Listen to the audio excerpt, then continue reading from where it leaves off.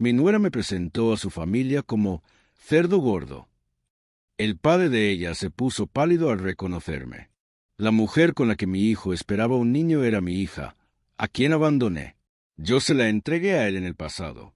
Lo que pasó después. El insulto me cayó como un balde de agua podrida en pleno rostro. «Ese es el cerdo gordo del que te hablé», dijo ella, sin una pizca de vergüenza. Mi nuera, la mujer de mi hijo, la madre del niño que venía en camino. Pero no fue ese insulto lo que me dejó sin aire. Fue el rostro del padre de ella, el hombre que hasta ese momento creí un desconocido, pero que al verme empalideció como si hubiera visto un muerto, porque me había visto antes, mucho antes, y él sabía algo que nadie más en esa sala sabía. Todavía. Mi nombre es Ernesto Cárdenas, tengo 72 años, y he cometido errores tan graves que ni el tiempo se ha atrevido a perdonarlos. Y esta historia, esta maldita historia, empieza con un pecado que nunca debí esconder. Antes de que juzgues, por favor, escucha. Escucha con el corazón abierto, porque lo que hice no fue por maldad. Fue por miedo, por cobardía, por amor también, aunque suene contradictorio. Antes de comenzar, ya suscríbete al canal y deja en los comentarios de qué ciudad estás escuchando esta historia. Lo que pasó al final cambió mi vida para siempre. Y te prometo que no olvidarás este relato tan fácilmente. Era 1978. Tenía apenas 25 años. Y una hija, una bebé que apenas comenzaba a balbucear las primeras palabras. Su madre no resistió el parto. Murió desangrada en una sala de hospital público, sin más consuelo que mi mano temblorosa entre la suya. Así fue como me convertí en padre viudo antes de ser hombre completo. Yo no sabía cambiar un pañal, ni preparar una mamadera, ni cómo consolar el llanto de una criatura que buscaba a su madre y no la encontraba. Mi hija se llamaba Rocío, y era hermosa. Tenía los ojos de su madre, grandes, de un color café claro, casi ámbar, como miel a la luz del sol. Su sonrisa era un rayo de vida en medio de mi luto. Pero yo estaba quebrado, por dentro y por fuera. No tenía trabajo fijo, no tenía familia que me ayudara. Vivía en un cuarto de pensión que apestaba a humedad y soledad. Y ahí, en ese cuarto oscuro y triste, comencé a desmoronarme. Al principio salí a buscar empleo con ella cargada al pecho. La dejaba en guarderías improvisadas o con vecinas que me hacían el favor. Pero los rechazos me llovían como piedras. Y cada día que pasaba, la desesperación se hacía más pesada que mi propia sombra. Hasta que un día caminé hasta una pequeña iglesia del barrio.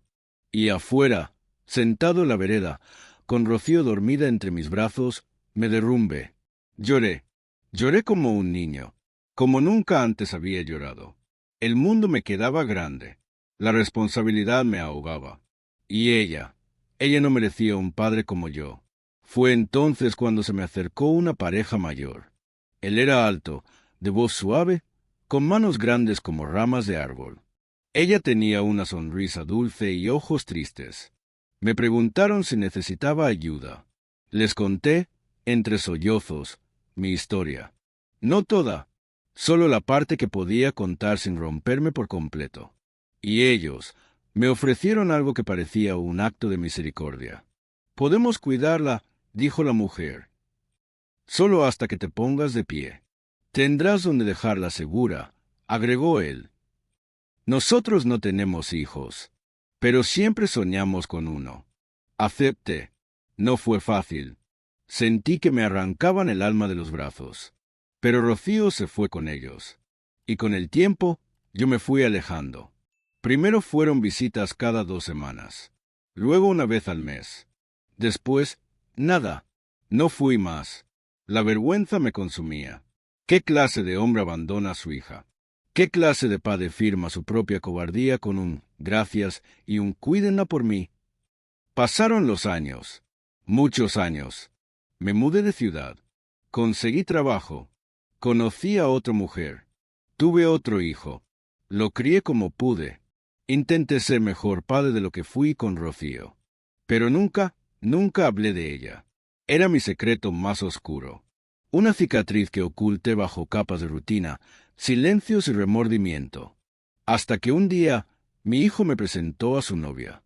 Una joven fuerte, de carácter, algo maleducada, pero con una chispa en los ojos que me resultó familiar. Su nombre, Rocío. Mi sangre se congeló. No podía ser. No podía ser ella. Ella no me reconoció. ¿Cómo iba a hacerlo? Era apenas una bebé cuando la dejé. Pero cuando me presentó a su familia, todo se derrumbó. El padre adoptivo de ella, el hombre al que le confié su vida, me vio y su rostro se volvió blanco como una sábana. No dijo nada. Solo bajó la mirada, como si el pasado lo hubiese abofeteado. Y ahí supe. Lo supe sin lugar a dudas. Mi hijo esperaba un hijo con su propia hermana. Yo se la había entregado a él, sin saberlo. Y lo que pasó después, yo se la entregué a él, sin saberlo. Esa noche no dormí. Me quedé sentado en el borde de la cama, con la camisa aún puesta, sudando frío, sintiendo un nudo en la garganta que no bajaba con agua ni con alcohol. Repetía su nombre en mi mente una y otra vez, Rocío. Mi hija, mi sangre, mi pasado, ahora esperando un hijo con mi hijo. ¿Cómo había llegado tan lejos este horror sin que yo lo detuviera antes? ¿Cuántas veces ignoré las señales? Me tapé los ojos, me escondí en mi propia cobardía. Me dije muchas veces que era una coincidencia, que era solo una muchacha con el mismo nombre.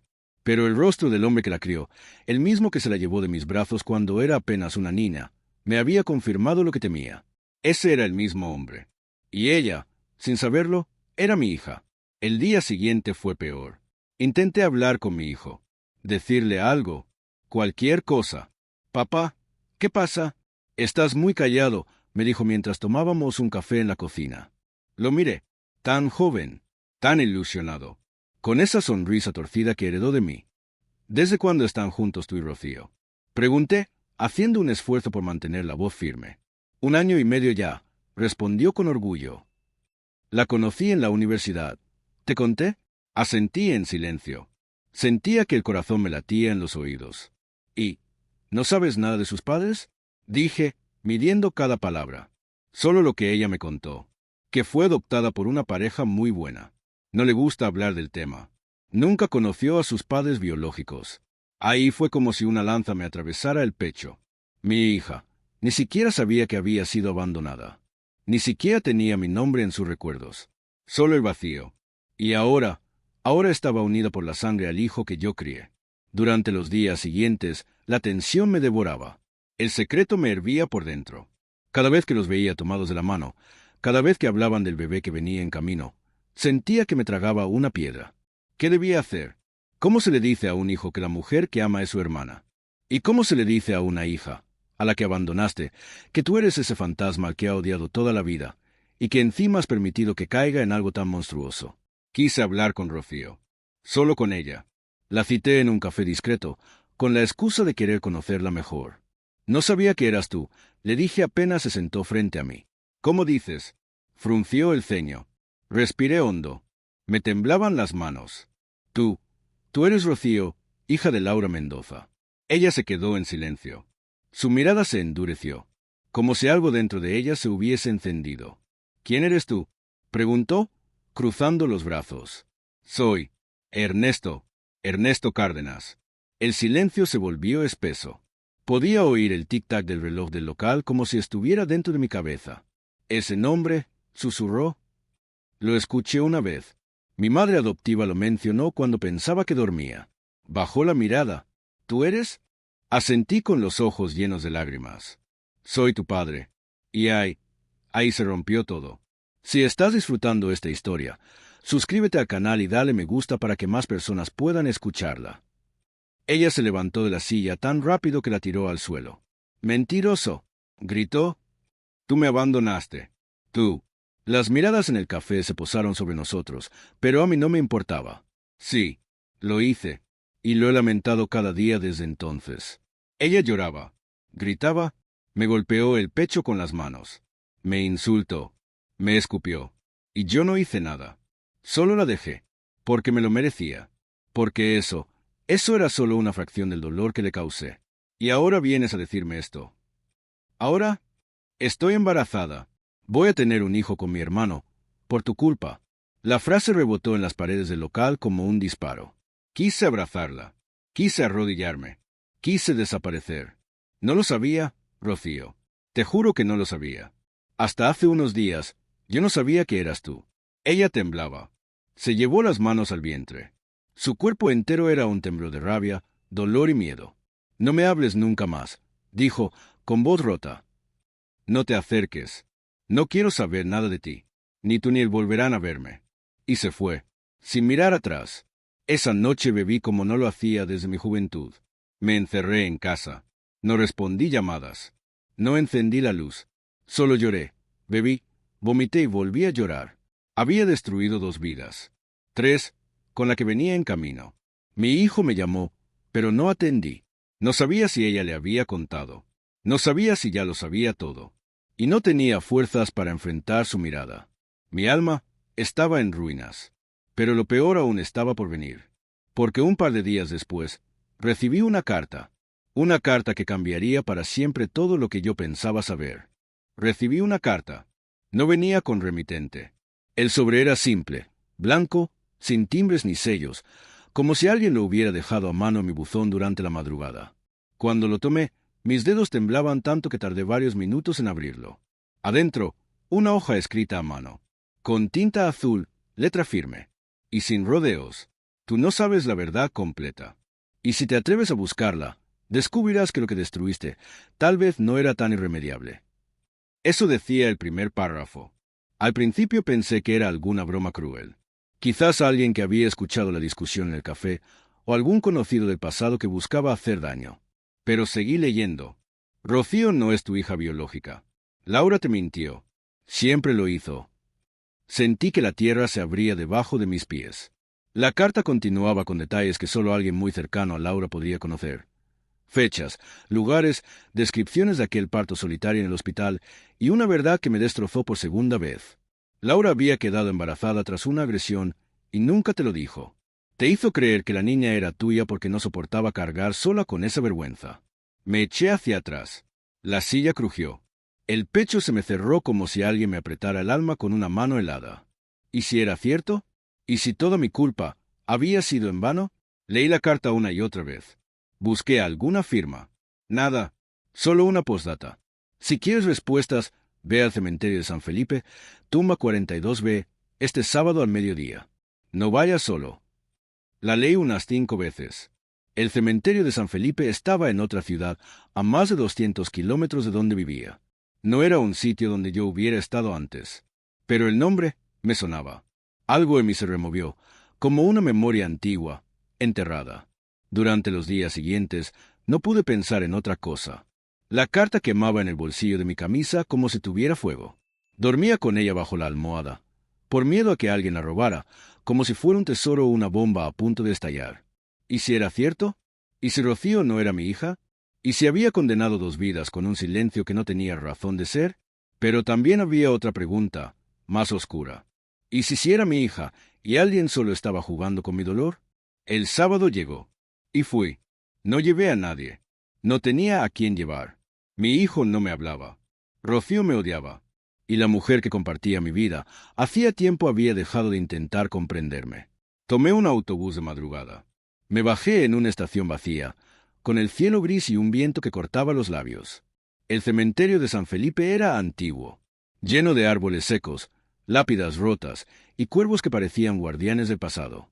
Busqué la tumba 42B. La encontré al borde de un camino de tierra, bajo un álamo torcido. Estaba limpia, recién arreglada, como si alguien la visitara con frecuencia. En la lápida, el nombre Irene Delgado. Ese nombre no me decía nada. O eso creí, hasta que leí la inscripción grabada debajo. La verdad tiene su hora. Y entonces lo vi. Un hombre, parado a unos metros, con un abrigo largo, gorra gris, bastón de madera. Lo reconocí de inmediato.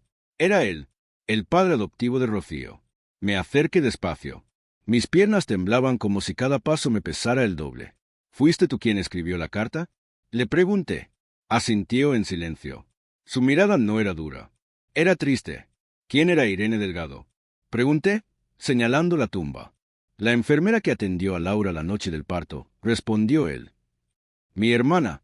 Me quedé sin aire. ¿Qué? ¿Qué estás diciendo? Yo estaba allí, Ernesto. Aquella noche. Fui quien te vio llorando fuera del hospital. ¿Quién te dio la mano? ¿Y quién te ofreció llevar a Rocío? Porque su madre no quería que tú supieras la verdad. ¿Qué verdad? Que esa niña no era tuya. Sentí que me fallaban las rodillas. Me apoyé en la lápida para no caer. Mi hermana, Irene, me lo dijo antes de morir. Continuó. Laura fue atacada meses antes de reencontrarse contigo. Nunca te dijo nada. Solo quería salir adelante. Tú fuiste su salvación, su refugio. Y cuando ella murió, la culpa no le dejó espacio para la verdad. Me llevé las manos a la cabeza. Toda mi vida, todo lo que creí, todo lo que sufrí. ¿Y por qué me lo ocultaste durante tantos años? Grité. ¿Por qué? Porque Rocío era feliz, dijo con lágrimas. Porque no quería arruinarle la vida revelando algo tan duro. Pero cuando la vi contigo, cuando vi que su hijo podría crecer con ese error, supe que ya no podía callar. Caí de rodillas. Lloré. Lloré con una mezcla de rabia, alivio y desesperación. Mi hija nunca fue mi hija. Y eso cambiaba todo. ¿Ella lo sabe? Pregunté. No aún. Eso te corresponde a ti. Lo miré con los ojos rojos. ¿Y tú crees que va a perdonarme? Eso no lo sé. Pero ahora al menos tienes la verdad. Y se fue. Me dejó solo, frente a la tumba, con el peso de un secreto que ya no era mentira, pero que aún podía destruir. Volví a casa esa noche con una decisión tomada. Iba a buscarla. Iba a decirle todo. No sabía si iba a perdonarme, pero al menos tenía una oportunidad. Una última. Lo que no sabía era que ya era tarde. Porque cuando llegué a la casa de Rocío, encontré las luces apagadas, las cortinas cerradas y una nota pegada en la puerta. Una sola línea escrita con marcador negro. No nos busques. No queremos volver a verte jamás. No nos busques. No queremos volver a verte jamás. Las palabras me golpearon como un ladrillazo en el pecho. Me quedé parado ahí, frente a la puerta cerrada, sintiendo como el frío de la noche se colaba por mis huesos y por dentro también. El papel temblaba con el viento, como si se burlara de mí, como si me dijera, «Llegaste tarde, viejo». Mi voz ya no salía. El cuerpo no me respondía. No tenía fuerzas ni para llorar. Lo había arruinado todo. Había recuperado la verdad, solo para perder a los dos. Los días siguientes los pasé en silencio. Sin televisión, sin radio, sin abrir las cortinas. Comía poco, dormía mal. Parecía un muerto esperando que alguien viniera a enterrarlo. Mi hijo no volvió a llamarme. No sabía si Rocío le había contado toda la verdad o solo la parte terrible.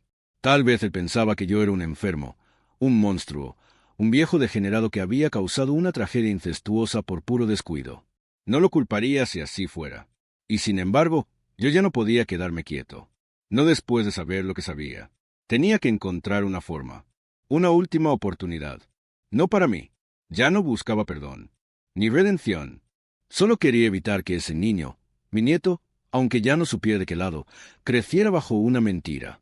Porque ahora el silencio ya no era protección. Era condena. Fui a la iglesia donde había dejado a Rocío tantos años atrás. No sabía si encontraría algo, o si era solo una excusa para caminar sin rumbo. Pero al llegar, vi a alguien que no esperaba. La madre adoptiva de Rocío. Estaba en uno de los bancos, encendiendo una vela. El rostro le había cambiado con los años, pero esos ojos seguían siendo los mismos, tristes y dulces. Me acerqué sin saber qué decir. Ella me vio y no pareció sorprendida. «Sabía que vendrías», dijo con voz baja. Me senté a su lado. Los dos miramos el altar por unos segundos, en silencio. «Ella no quiere saber nada de mí», susurré. «Lo sé, pero necesitas saber la verdad». Ella asintió lentamente. Siempre pensé que algún día esto pasaría, que el pasado no se puede esconder bajo la alfombra para siempre. Pero también pensé que tú jamás volverías a buscarla. Yo era cobarde. Lo sigo siendo. No. Ahora estás aquí. Eso ya es algo. La miré. ¿Puedo escribirle una carta? ¿Puedes entregársela tú? Suspiró. Cerró los ojos un momento. Puedo intentarlo. Pero no te prometo nada. Asentí. No podía pedir más. Esa noche escribí la carta más larga y dolorosa de mi vida. No pedía perdón. No rogaba amor. Solo le contaba todo. Con fechas, con nombres, con confesiones. Le conté lo de la carta anónima, la tumba, la verdad sobre su madre, el padre adoptivo, la enfermera, todo. Terminé con una sola súplica. Tú decides si quieres saber más. Si quieres pruebas. Si quieres cerrar este capítulo. Pero por favor, no le heredes a tu hijo la misma ausencia que yo te dejé a ti. La entregué a la mujer al día siguiente. Y esperé. Un día, 2, 5, una semana. Nada. El silencio era una prisión con los barrotes invisibles. Y yo ya no sabía si esperaba una condena o un milagro. Hasta que sonó el timbre. Era domingo, por la tarde. Afuera, el cielo estaba gris, con una lluvia fina cayendo como susurros del cielo. Abrí la puerta, y era él, mi hijo, con los ojos hinchados, barba de varios días, el alma hecha pedazos en la mirada. ¿Puedo pasar?, dijo con voz quebrada. Solo asentí. Nos sentamos en la mesa de la cocina, la misma donde tantas veces desayunamos en silencio, cuando él era adolescente y yo un padre ausente con pretensiones de autoridad. No dijo nada al principio. Tampoco yo, hasta que alzó la mirada. Lo leí todo. Sentí un nudo en el estómago. Y ella también lo leyó. Pero no quiere verte. No por ahora. Asentí. Lo esperaba. Dice que necesita entenderlo todo primero. Que quiere hacerse una prueba. Confirmar si todo eso, si es verdad. Está en su derecho, dije. Él bajó la mirada. Yo la amo, papá. Esa frase me partió. Y la seguiría amando aunque fuera mi hermana. Pero ahora no sé qué pensar. Me levanté, caminé hasta la ventana. Afuera, la lluvia seguía cayendo. Yo lo destruí todo. Lo sé. Pero si hay una mínima posibilidad de que no sean hermanos de sangre, entonces hay esperanza. Él se puso de pie también. ¿Y si no lo somos? ¿Qué hacemos con todo el daño? Me giré hacia él. Entonces empiezan desde cero. Como una pareja más. Como personas que cometieron un error sin saberlo, pero que tienen el derecho de rehacer su vida. Él no respondió. Me miró largo rato.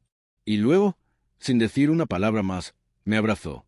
Fue un abrazo lento, tenso, pero verdadero. Yo lloré. Él también. Fue como si ese gesto limpiara, al menos por un segundo, toda la mierda que nos habíamos tragado durante años. Esa misma semana, Rocío accedió a hacerse una prueba genética. No quiso verme. Lo entendí. Se hizo en una clínica privada. Yo entregué una muestra de ADN también. El resultado tardaría 15 días. 15 días que se sintieron como 15 años. Cada minuto era una mezcla de esperanza y terror. ¿Y si era mi hija? ¿Y si la carta era una mentira? ¿Y si había alimentado una ilusión falsa solo para sentirme menos monstruo? Pero entonces, una tarde de viernes, llegó el sobre. Mi hijo estaba en casa cuando lo abrimos. Él lo leyó primero, con manos temblorosas. El sudor le bajaba por la frente. Yo solo podía mirar su rostro, intentando descifrar la sentencia en sus ojos. Hasta que, finalmente, sonrió. Una sonrisa rota, temblorosa, pero sonrisa al fin. Papá, no es tu hija. No escuché nada más. Solo sentí como un peso de décadas se me despegaba del alma. Y por primera vez en mucho, mucho tiempo, respiré. Por primera vez en mucho, mucho tiempo, respiré. Mi hijo me abrazó tan fuerte que me dolió el pecho. Pero no me quejé. No dije nada. Lo abracé también, como debía haberlo hecho tantas veces antes, cuando era niño y me miraba con esos ojos de, «Papá, ¿por qué estás tan lejos si estás aquí?» Él no dijo nada más. Tampoco yo. No hacía falta. El resultado era claro. Rocío no era mi hija biológica. La carta no mentía. Su madre, Laura, se llevó esa verdad a la tumba. Y nosotros, ella, yo, Rocío, mi hijo, el bebé, habíamos pagado un precio altísimo por esa omisión. Pero ahora teníamos una nueva oportunidad. Aunque no sabíamos si Rocío querría tomarla. Pasaron algunos días. Yo no intenté contactarla. Sabía que ahora, más que nunca, era ella quien debía decidir si quería abrir de nuevo esa puerta. Yo ya había dicho y hecho todo lo que tenía que hacer. Lo que el miedo me impidió durante décadas, lo había enfrentado. El resto ya no dependía de mí. Hasta que un día, mientras regaba las plantas del pequeño jardín del frente, escuché un coche frenar suavemente. Era un taxi, y de él bajó ella. Rocío. Estaba distinta, más delgada, ojerosa, pero hermosa como siempre. Los ojos eran los mismos, los de su madre. Y aunque ahora sabía que no era mi sangre la que corría por sus venas, mi corazón no la entendía así. Para mí, ella seguía siendo mi hija. No hablé, no me moví, solo la miré. Ella se acercó, despacio, con paso lento, como si tuviera miedo de quebrarse en el camino. Y cuando estuvo frente a mí, dijo algo que me dejó mudo. Me mentiste, pero no fuiste tú quien empezó la mentira. Tragué saliva. No quise seguir ocultando nada. Te debía la verdad. Ella asintió, bajando la mirada. Me costó mucho asimilarlo. Y todavía me cuesta. Pero cuando vi el resultado de la prueba, algo dentro de mí se rompió. No sé si fue alivio o rabia. Quizás las dos cosas. Yo asentí. Entendía cada palabra. No sé si te voy a perdonar, agregó. Pero quiero entenderte. Quiero conocer al hombre que me abandonó y que ahora quiere aparecer. Mis ojos se humedecieron. No vengo a pedirte amor, le dije. Ni siquiera perdón. Solo te ofrezco mi historia. Si alguna vez quieres oírla, está aquí. Yo estoy aquí. Y entonces pasó algo que no esperaba. Ella me abrazó. No fue un abrazo cálido. Fue torpe, rígido, lleno de silencio. Pero fue un abrazo. Y eso fue todo. Con el tiempo, las cosas empezaron a encontrar su lugar. Rocío y mi hijo siguieron adelante con su relación. Buscaron terapia, hablaron durante semanas, se perdonaron, se amaron con nuevos ojos y decidieron seguir adelante, por ellos y por el bebé que estaba en camino. Me contaron que era un varón. Yo no sabía si llamarlo nieto o una segunda oportunidad, pero cuando nació, me permitieron estar allí, en la sala de espera, con los nervios de punta y las manos temblorosas. Como aquel día en el hospital, muchos años atrás, cuando Laura se me fue, me dejó solo con una criatura. Esta vez fue distinto. Esta vez no perdí nada. Esta vez gané. El niño nació sano. Lo llamaron Benjamín. Y cuando Rocío me lo puso en los brazos, con una sonrisa tímida y los ojos llenos de lágrimas, entendí algo que me llevó más de 70 años comprender. El tiempo no borra errores, pero puede sembrar perdón. Me aferré a ese niño como si fuera mi tabla de salvación. Y en cierto modo, lo era. Porque a través de él, aprendí a vivir de nuevo. No como el Ernesto que fui, cobarde, ausente, lleno de excusas, sino como el Ernesto que pude ser y que aún tenía chance de ser, al menos por los años que me quedaran. Hoy, mientras te cuento esto, estoy sentado en la misma cocina donde tantos silencios habitaron. Pero ya no hay silencio. Hay risas, llanto de bebé, ollas hirviendo, fotos en la pared. Mi hijo y Rocío vienen a menudo. Benjamín gatea por el suelo y se agarra de mis piernas. Me dice tata y me parte el alma cada vez que lo hace. ¿Soy feliz? No del todo. Las culpas siguen ahí, como piedras en los bolsillos, pero he aprendido a caminar con ellas. Ya no me ahogan, solo me recuerdan de dónde vengo, y hacia donde no quiero volver. Si llegaste hasta aquí, gracias. No sé si esta historia te tocó, si te dolió, si te revolvió algo por dentro. Pero si lo hizo, entonces ya valió la pena contarla. Porque quizás tú también estés cargando un silencio, una culpa, una historia no contada. Y si algo aprendí, es esto. Nunca es tarde para hablar. Nunca es tarde para buscar. Nunca es tarde para pedir perdón. Pero si puede ser tarde, si esperas demasiado. Así que si tienes algo que decir, hazlo hoy. No mañana. Hoy. Por ti. Por los tuyos. Por ese futuro que aún puede cambiarse. Comenta de qué ciudad estás escuchando esta historia. Suscríbete al canal y dale me gusta para apoyar nuestro trabajo. Gracias por escucharme. Nos vemos en la próxima historia.